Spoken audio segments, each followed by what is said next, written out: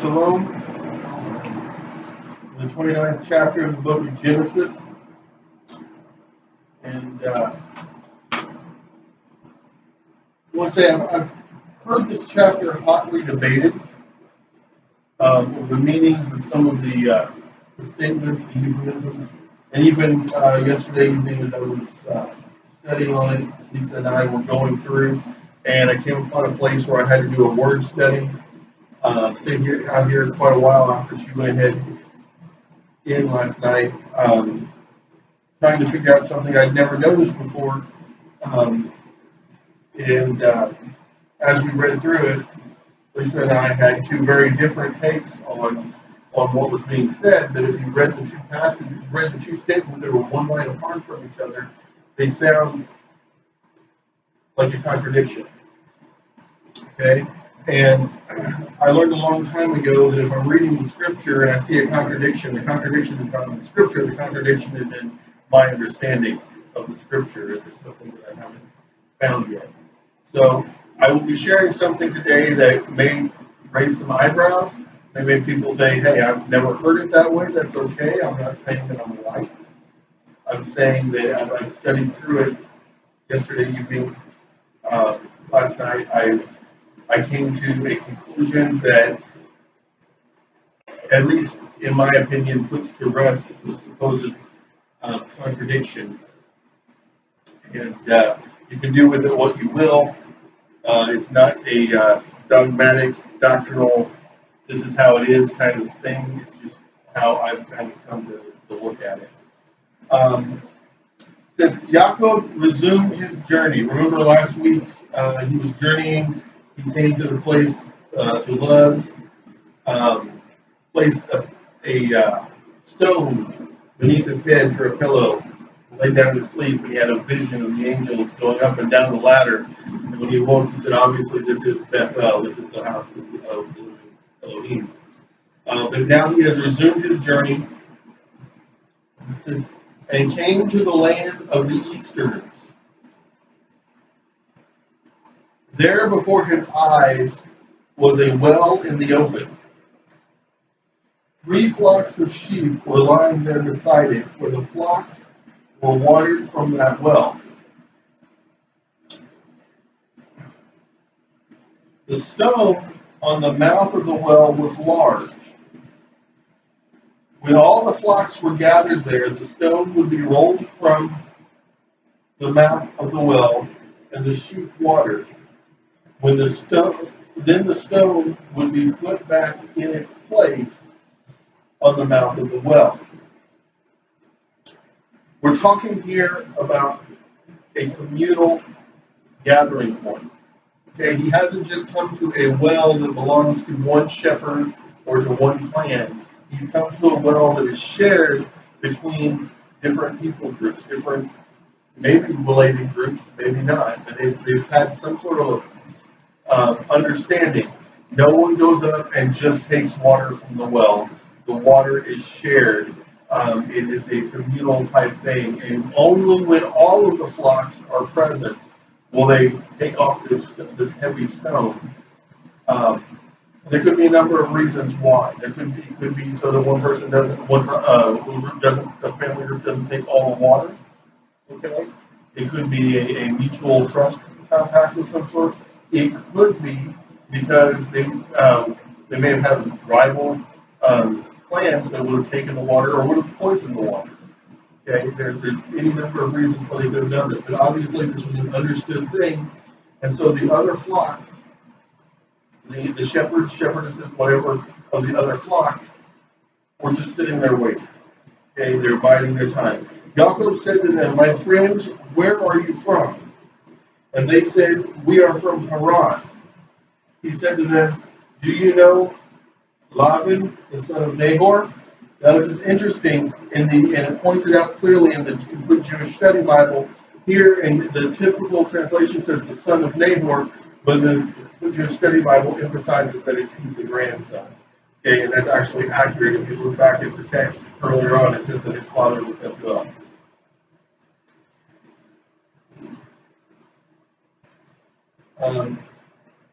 And they said, "Yes, we do. He continued, "Is he well?" They answered, "Yes, he is. And there is his daughter Rachel coming with the flock." He said, "It is still broad daylight, too. I'm sorry, broad daylight, too early to round up the animals, water the flock, and take them to pasture." But they said, "We cannot until all the flocks are rounded up. Then the stone is rolled off the mouth of the well, and we water the sheep." Okay, so he came in. He's used to a situation where when he feels it's time to water his flocks, he just watered his flocks. He came from a land that was owned by his father, had been promised to his grandfather. It was no real. There was competition for the water, but they had wells that had been dug by the servants of as far back as Abraham, and he could just take water whenever he wanted. He came into this land and they had this customs. You understand the customs is while he was still speaking with them, Rachel came with her father's flock, for she was a shepherdess. And when Jacob saw Rachel, the daughter of his uncle Laban, and the flock of his uncle Laban, Jacob went up and rolled the stone off the mouth of the well and watered the flock of his uncle Laban. There's two ways you can really look at this.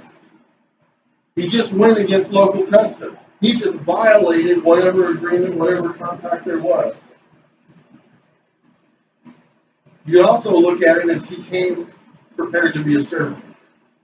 He came prepared to do whatever he had to do to become a part of Laban's camp. He came with that heart, not with the heart of coming to just basically mooch off of his relative. He saw the first opportunity he had to serve his uncle, and he took it. Scholars debate that. Was he right or wrong to violate whatever this agreement was? I would say probably wrong in that he could have created a lot of trouble for Laban. But I think his intentions were correct, that he wanted to show himself to be willing to be a servant. It says, then Jacob kissed Rachel and broke into tears. Now, earlier on, a few chapters back, we talked about Yitzhak and Rivka. And I said, what a beautiful thing it is that having never met each other, they chose to accept the match that was made for them. They had a love that was a chosen love. And people will just kind of go crazy over that. Like, how could you concede to marry someone just because your father's servant went and got her? Or how could you agree to marry someone just because some stranger servant came and said you need to marry my master's son? Okay? Those same people tend to have this idea that when Jacob kissed Rachel and broke into tears, that this was a romantic or like already leading towards some sort of a marital relationship. But having studied it out, I really don't think that's what's going on here. I think this man has been on a very long journey. I think this man knew that his journey would not be over until he met someone from his mother's brother's tent. I think he was ready to be done with his travels. I think he had struggled to get there. He had walked through the wilderness, and he saw someone, and he knew that that person was a member of his mother's tribe, basically. And he was so happy to be home that he went up and he kissed her and began to tell her who he was.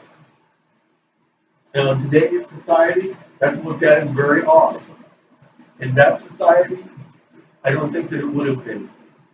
Because he's not walking up to her and putting the moves on her. He's celebrating the fact that he is home. He's not in the home where he grew up, but he knows that he will have a home where he is. because he knows that he is among his mother's people. Yaakov told Rachel that he was her father's kinsman and that he was Rivka's son, and she ran and told her father. On hearing the news of his sister's son Yaakov, Laban ran to greet him. He embraced him and kissed him and took him into his house. He told Laban all that had happened, and Laban said to him, "You are truly my bone and flesh." This is a man who probably, from the way we know that Yaakov and Esau are more than 40 years old at this point. And we know that Rivka struggled to become pregnant for some time after she was married to Esau. Okay, so I'm going to say we're probably talking 45 to 50 years have passed since he saw his sister, since Laban sent her out on a caravan of camels. Okay, he may have had word from people passing through. He has not seen her. He has not laid eyes on her children in all of those years. So he runs out and he greets him, and he greets him with a kiss. And I know that's not our society today. Sometimes I wonder, why is it not? Okay, if I know that someone, I have cousins I haven't seen in 20 years. If one of them, their son or their daughter showed up, I would love them. I would dote on them. I would treat them as family. Why do we today look at this as an extremity? What have we lost? We can say, "Oh, well, today we shake hands." Part of me thinks maybe today we shake hands because it's less personal. Because we're putting up a barrier between ourselves and that other person. Because even though we know that they are our flesh and our bone, okay? Even though we know that we have an Elohim given, Jehovah commanded responsibility to care for that person, still we put up a barrier. It's something that our society has taught us that is unhealthy in the fact that it is not conducive to the growth of that loving relationship between families. I also think it's interesting that it says that he told Laban everything that had happened, which I take to mean he told him why he had to leave Yitzhak's camp. I think he told him, I caught my brother out of his birthright, I caught my father out of the blessing, my brother wants to kill me, my dad's not in good health, I need a place to stay. By the way, while I'm here, I'm supposed to find a wife. And I think Laban, being the guy who tried to convince his sister to stay 10 more days so that he could get the goods off of 10 more camels, I think that's part of why he says you are truly my bone and my flesh. He's not just saying you're truly Rivka's son. He's saying like I think.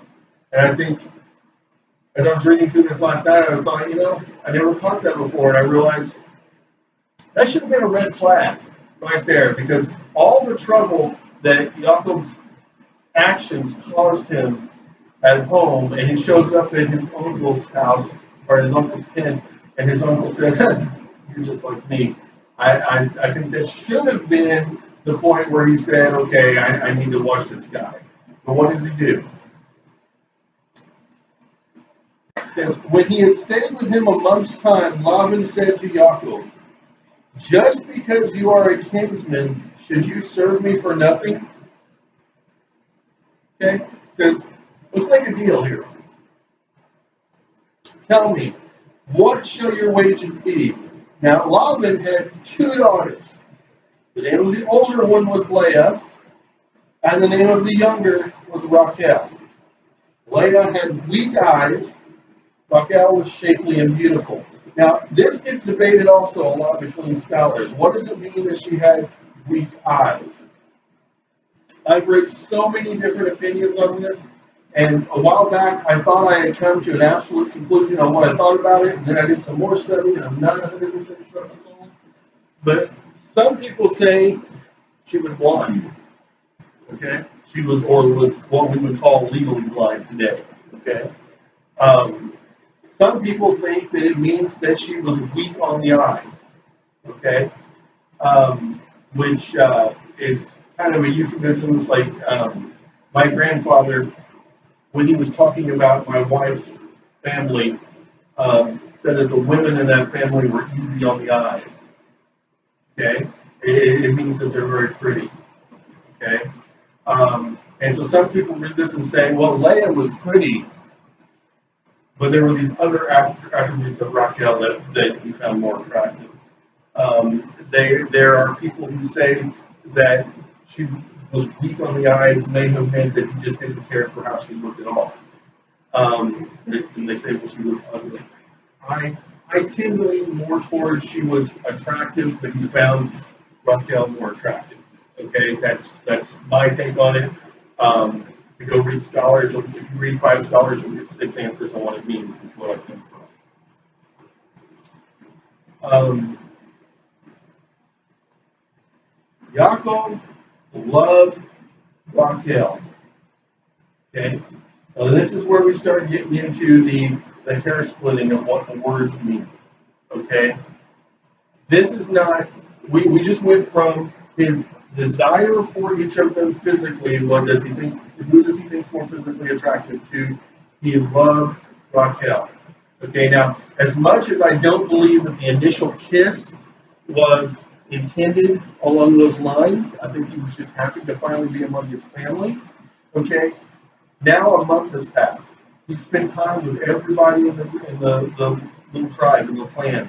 He's gotten to know everybody, and he is somehow drawn to her in a way that he says, this is the one that I want to be my wife. Okay?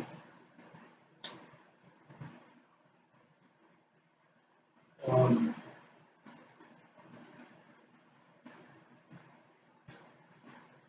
so he answered, I will serve you 7 years for your younger daughter, Raquel. Laban said, better that I give her to you than that I should give her to an outsider. In other words, he says, you know what, this is a blessing because I was going to have to give her to a foreigner, or maybe one of his compatriots in that well-water agreement or something. He was going to have to give her to somebody who was not of his lineage, not of his people. He says, stay with me. So Yaakov served 7 years for Raquel, and they seemed to him but a few days because of his love for her. We're talking about a great and powerful, passionate love. Okay? We're talking about the love. We're talking about a love that is worthy of going down in Scripture, folks. And that's why it's there. Okay?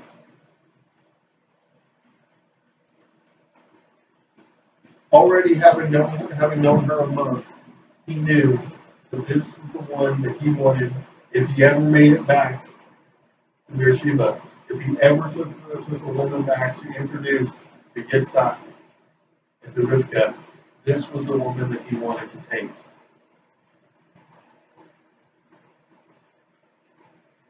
Then Yaakov said to Laban, give me my wife, for my time is fulfilled, that I may cohabit with her. And Laban gathered all the people of the place and made a feast. When evening came, he took his daughter Leah and brought her to him, and he cohabited with her. Laban had given his maidservant Zilpah to his daughter Leah as her maid. When morning came, there was Leah.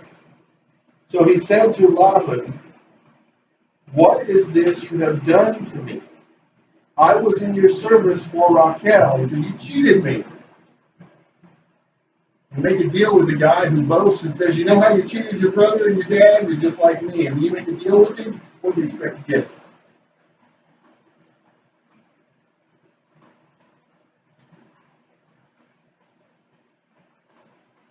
Why did you deceive me? Laban said, it is not the practice in our place to marry off the younger before the older. Wait until the bridal week of this one is over, and we will give you that one too, provided you serve me another 7 years. Ouch.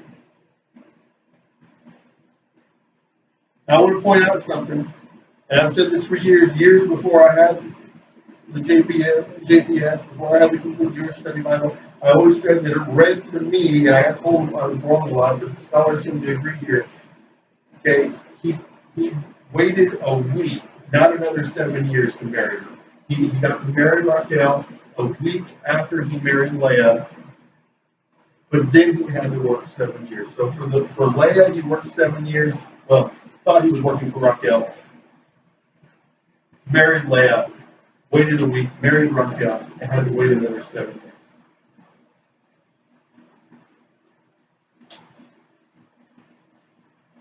Yaakov did so. He waited out the bridal week of the one, and then he gave him his daughter Raquel as wife.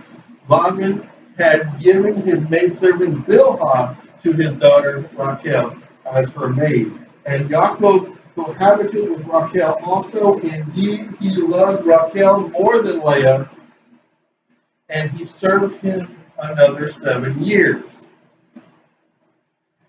This is where we get into the hair splitting of the words. Yehovah saw that Leah was unloved, and he opened her womb, but Raquel was barren. Okay. This is where I looked at, and Lisa and I read this, and we had conflicting understandings, because I was reading the first part. It says that he loved Raquel more than Leah. And I said, of course, she was the one that he loved to begin with. That didn't mean that he didn't love Leah. Okay? But the next verse, as Lisa pointed out, Yahuwah saw that Leah was unloved, and he opened her womb. Okay? We wrestled with this a little bit last night. And I was reading the JPS, and she was reading the Complete Jewish Study Bible, and I said, there's got to be a word study done on this. I need to figure out what is right here. And I'm not saying absolutely what I'm about to tell you is right, but this is what makes sense to me. I don't think initially Leah wanted Yaakov any more than Yaakov wanted Leah. Okay? I think she was absolutely content to love him like a brother, and he was content to love her like a sister. I don't think they wanted to be married. Okay? I don't think that was even on either one of them's radar. I don't believe this was Leah went to Laban and said, this isn't fair. I should get married first.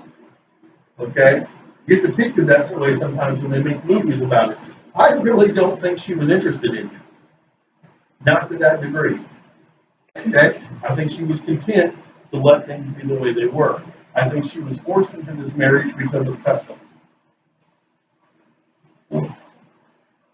As I was doing the study last night and I was wrestling with this, I went back to the Amplified King James. And I know that's going to strike some of you as odd because I'm not a huge fan of King James. But one of the things I love about the King James is that it very clearly tells you what words are translated, what words are transliterated, and what words are put in, quote unquote, to clarify.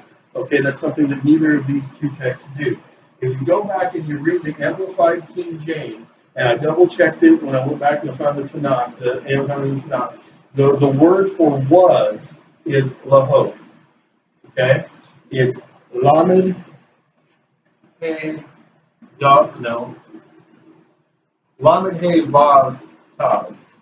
Okay? Lahod, was. There are two, we call it conjugational versions other than that, but that's the root of every one of them. That word is not in the Hebrew text. Okay, and I think that's the key to where a lot of the confusion is here. I think, honestly, when it says Yehovah saw that Leah was unloved, I think it literally it's saying that Yehovah saw that there was no love. Not just that Yaakov didn't love her like a wife, she didn't love him like a husband. Okay? And I think there was no unity of no connection there like what needed to be. And so because she was embittered, and he probably was too still, okay, now they have this responsibility to each other that neither one of them wanted. Okay, there was a lack of love, but do you know something? Children do amazing things for marriages. Okay, you want to know one of the reasons why I think, and I think there's many reasons. One of the reasons why I think divorce rates are so high in our culture today, I think it goes along with this idea that we're going to put our professions first, and we're not going to have families. Okay, and there, I believe what was happening here is Yehovah in his divine wisdom said, they don't love each other, but I can make them love each other. And he's, that yes, there's the whole thing that Yaakov naturally wanted sons, wanted heirs. I mean, he was inheriting the promised land, right? But I believe that as much as he loved Rachel, that part of what happened here was that when he closed up Rachel's womb and he opened up Leah's, that Yaakov was able to see that Leah was actually a blessing to him and not a hardship, that it wasn't a reason for him to be bitter. And that Leah could look and say, look, now I can be a blessing to him, and he's not going to be bitter toward me and toward my father for the deception, and that she was able then to open up her heart to him. Okay? It says, when Rachel was barren, Leah conceived and bore a son and named him Reuben. For she declared, it means Jehovah has seen my affliction. You see, the affliction, I think, there was that she was in a marriage that had no love. Okay? It also means now my husband will love me. See how that fits? What I'm saying there? She conceived again and bore a son and declared, this is because Jehovah heard that I was unloved, or that I had no love. The was is also not there in that text either. Okay? And has given me this one also. Okay, so I think she's feeling there that there is a love growing and a mutual affection that is growing between her and Yaakov because they now have these children that they are raising together. So she named him Shimeon. Again, she conceived and bore a son and declared, this time my husband will become attached to me, for I have borne him 3 sons. Okay, so she's saying this he's not going to deal with me because he was deceived. He's going to love me, and I'm going to love him because we have these 3 sons together. Therefore, he was named Levi. She conceived again and bore a son and declared, this time I will praise Yehovah. Why? I think because now they have begun to seriously build that love and affection between them as the parents of these 4 sons. Therefore, she named him Yehudah. Then she stopped bearing. You notice a pattern there? Every time she gave birth to a son, she talked about becoming more connected, more in love with her husband than he was her. Okay? And when she reached the point where she knew, absolutely, all I have to do now is praise him because he's given me these sons for my husband, and our love has grown from that. The love that wasn't there before is there now because of these 4 children that we are raising together. And she praised him instead of having bitterness in her heart, and he stopped having her bear. Why? Because the work of building that relationship was done. That is my opinion on what we are seeing here. I could be completely wrong. We get into eternity, and OJ sits down and tells us, or Shiak sits down and tells us what it all means. I could be completely wrong. But the more I studied it out last night, the more this is what came upon my heart. That this is not a story of Yehovah favoring Leah over Rachel. It is not a story, I don't believe, of Rachel being punished for being Yaakov's first choice, which is how I heard it taught many times. I believe this is a story of when you, an example of when you turn your problems in your life, whatever they are, over to our Creator, that He has in His divine will, His divine wisdom, a way to make right the things that have made us bitter, and so we can have joy again if we will give them